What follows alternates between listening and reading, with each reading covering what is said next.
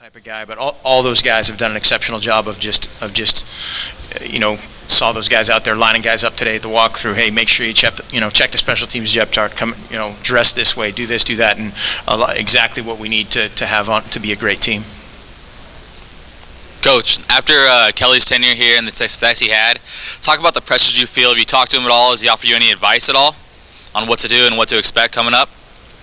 I've talked to him a bunch of times, and again, that kind of goes back to the expectation. That's great. That's expectations and pressure that exists, sure, but it doesn't. All that stuff doesn't matter. It matters what your players believe in, what you believe in, and how you go about executing those things, and that's work. Let's go to work. As far as advice, the only thing that he said is exactly what he said that Coach Bellotti said to him in that transfer of power, and he said, "Be yourself." The question was about Byron Marshall, and that he's a perfect guy whether it's him or Derek Malone or somebody in that, hey, it's time to step up type of mode. You just don't know. Some guys are motivated by that. They're the next guy at the pump type of mentality, and they don't want anybody else around the pump before they can have true confidence and just wholehearted commitment to the system. And then there's newcomers too. Guys, whether they're recruited or guys that have just been in the system a little bit longer than others, and how they mature over this spring to summer phase. This is the best time of year. You get to see your newcomers. This afternoon is the first time we'll get to see a guy, at the same position like Thomas Tyner, Kanai Benoit, or those guys, all they're cracked up to be. You find that stuff out. And then all the other guys, Joe Walker, Raheem Cassell, Hardrick, all those guys that they see the opportunity, and now do they seize it? Coach, what's been the most challenging part for you making the transition from an offensive coordinator to the head coach? I don't know. Just being honest. I think we have great people here, and they've made that all the transitions a lot easier. A lot of 8 of the 10 coaches for the last 4 years are still here, so we all know kind of what our hot buttons are, how we motivate each other, all those things that go into that. And I think that would be the biggest thing coming into a new place, is just not only the newness of the people, but the management of the people that are already there, and making sure everybody's on the same page. We have that. And now our biggest thing in terms of recruiting and going into the new facility and all those things is probably making sure that we're bringing in the right people. Just being even more selective. We're going to be able to get on a lot of people's, top 2, top 3, all those things, but we need to make sure that they're our top 1, 2, or 3 guy.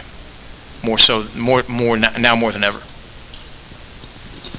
Going back to the facilities, you once said there was a time when you were a kid that you could play full field football out there at Autzen.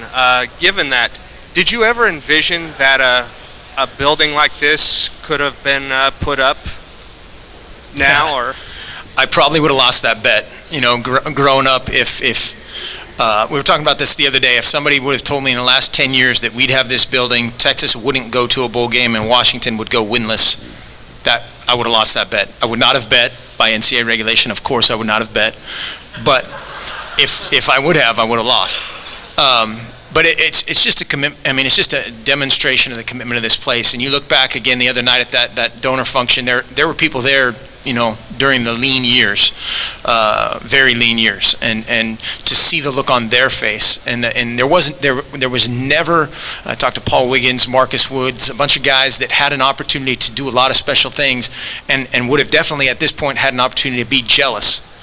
And maybe they were a little bit, but it was a tremendous sense of pride, of we built this place type of a mentality. And Coach Brooks and Coach Bellotti hopefully are sitting there with, a huge smile on their face, because they were a huge part in this, and absolutely Chip as well in terms of forming the back end of this project. And so I think for all the right reasons, it's Oregon. It's very Oregon.